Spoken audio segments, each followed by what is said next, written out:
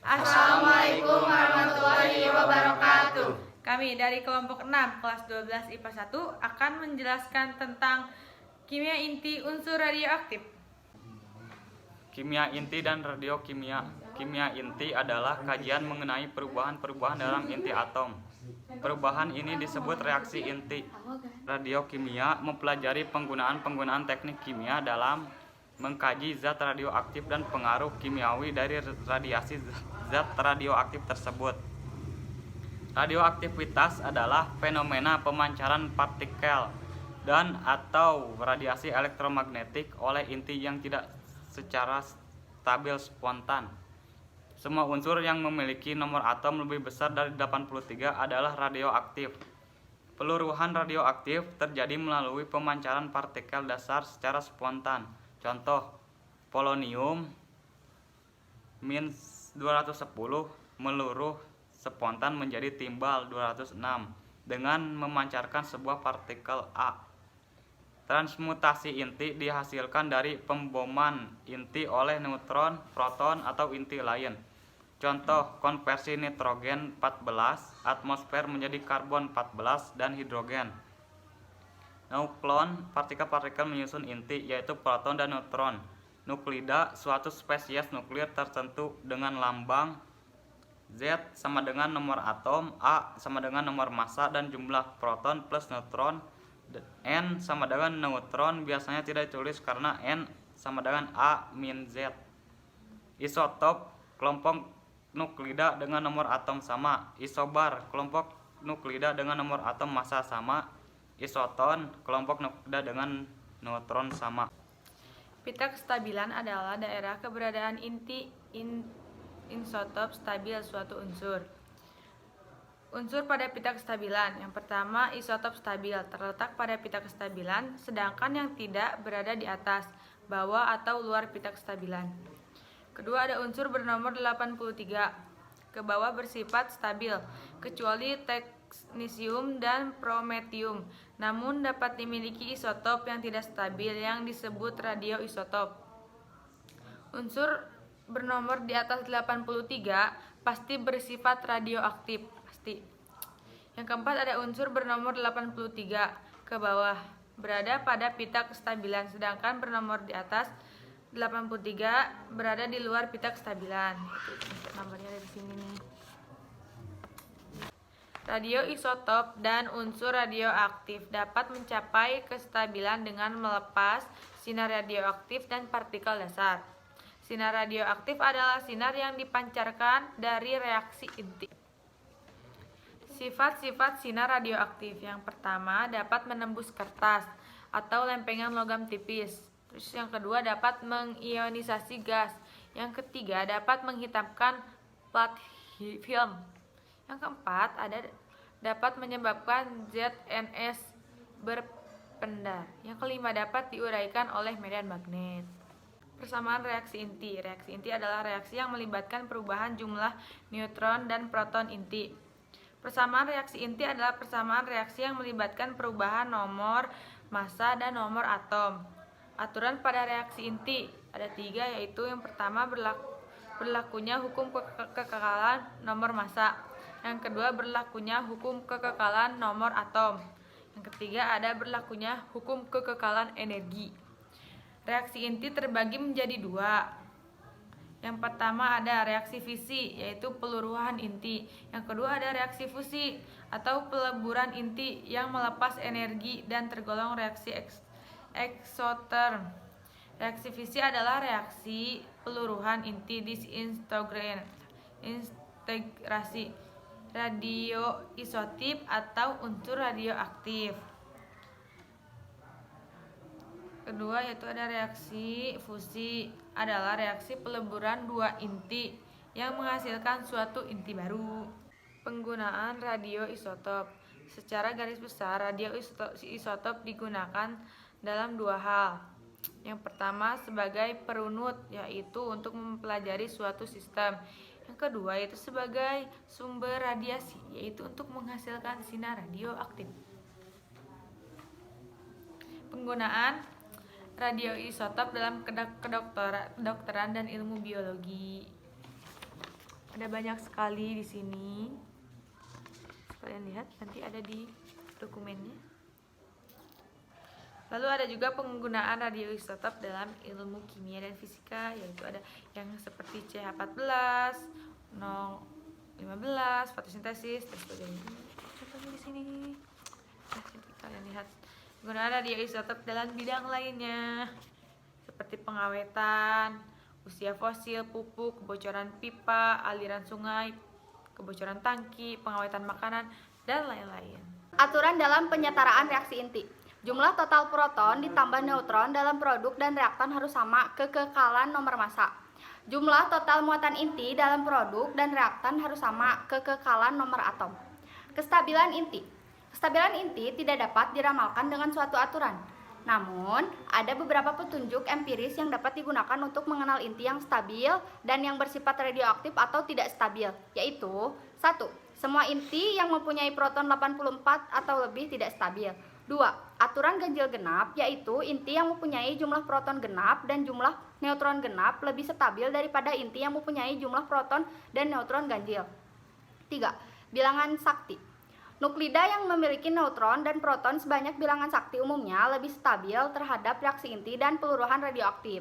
Bilangan tersebut adalah untuk neutron 2, 8, 20, 28, 50, 82, dan 126.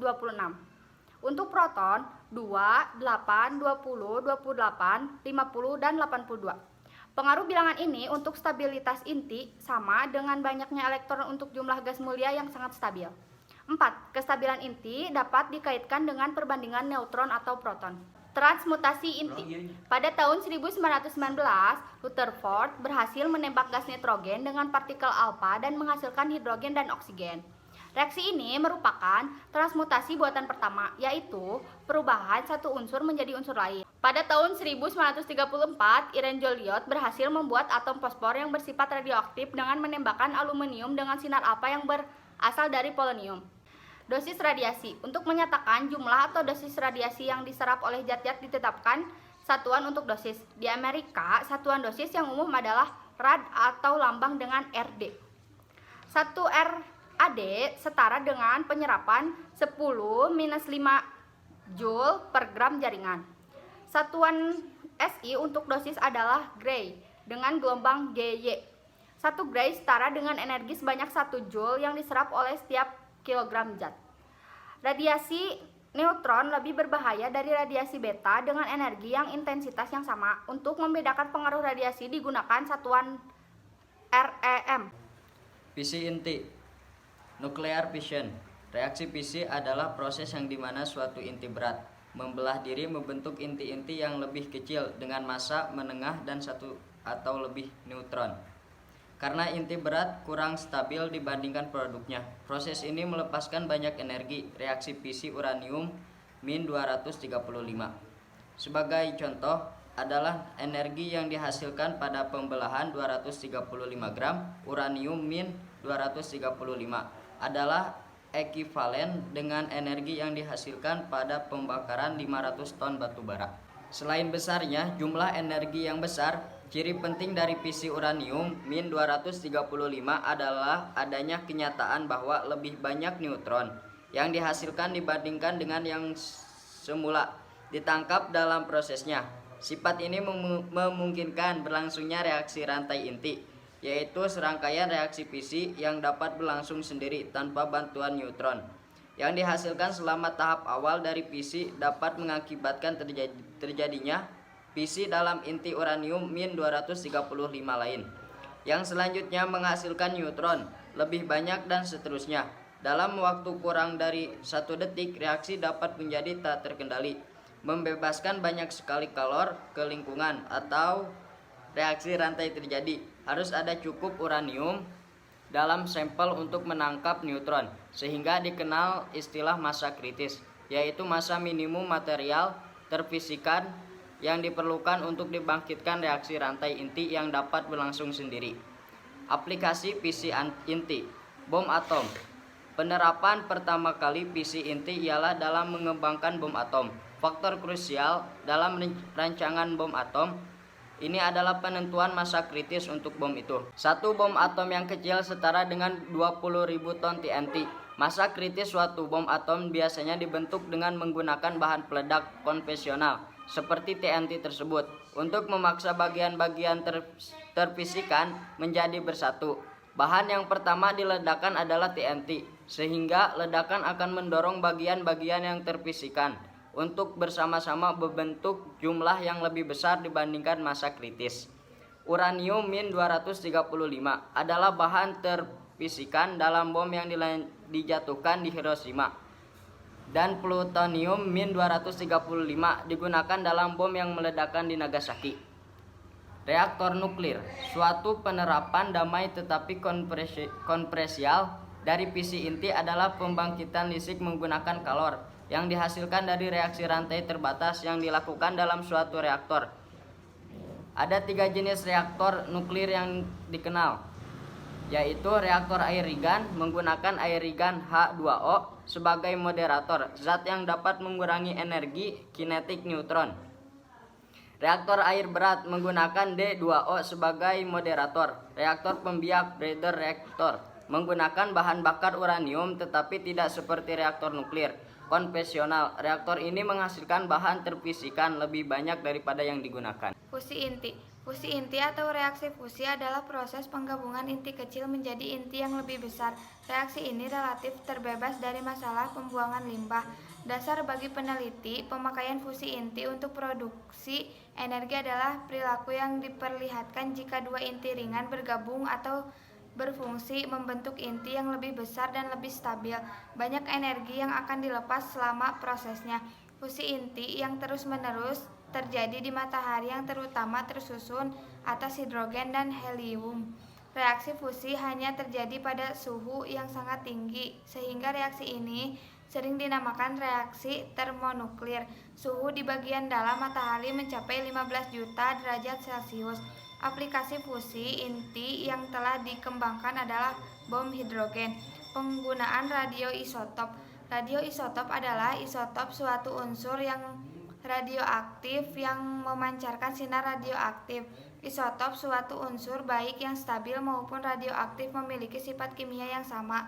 Radioisotop dapat digunakan sebagai perunut untuk mengikuti unsur dalam suatu proses yang menyangkut senyawa atau sekelompok senyawa, dan sebagai sumber radiasi atau sumber sinar. Berikut beberapa contoh penggunaan radioisotop dalam berbagai bidang. 1. Bidang kimia. Teknik perunut dapat dipakai untuk mempelajari mekanisme berbagai reaksi kimia seperti esterifikasi dan fotosintesis, penetapan struktur senyawa kimia seperti ion tiosulfat, analisis pengeceran isotop, dan analisis pengaktifan neutron. Dalam bidang perminyakan, pengendalian polusi, obat-obatan, geologi, elektronika, kriminologi, oseanografi, dan arkeologi. 2. Bidang kedokteran.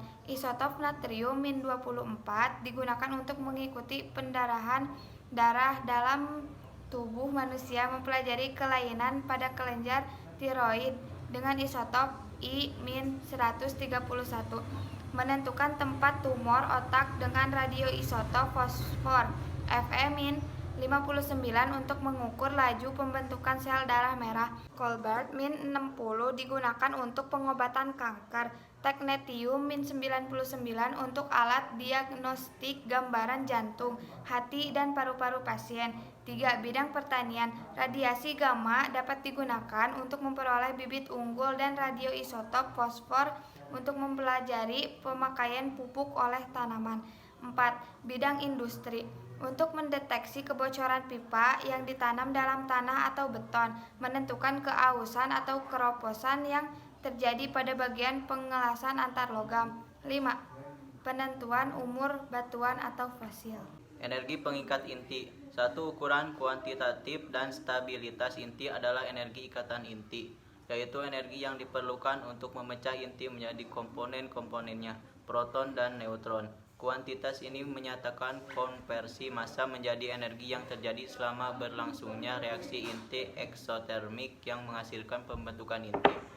Konsep energi ikatan berkembang dari kajian sifat-sifat inti yang menunjukkan bahwa massa inti selalu lebih rendah dibandingkan jumlah massa nukleon.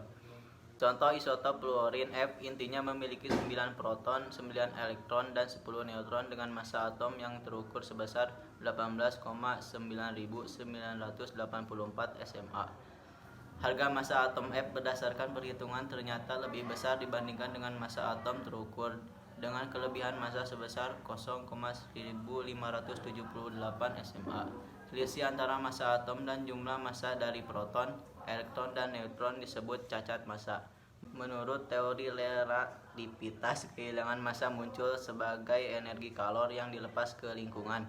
Banyaknya energi yang dilepas dapat ditentukan berdasarkan hubungan kesetaraan massa energi Einstein. Ini merupakan banyaknya energi yang dilepas bila satu inti fluorin 19 dibentuk dari 9 proton dan 10 neutron. Dengan demikian, energi ikatan inti adalah 1,43 kali 10 pangkat 13 mol untuk 1 mol inti fluorin 19 yang merupakan kuantitas yang sangat besar bila dibandingkan dengan entalpi reaksi kimia biasa yang hanya sekitar 200 kJ. Sekian dari kelompok kami, terima kasih dan sampai jumpa. Wassalamualaikum warahmatullahi wabarakatuh.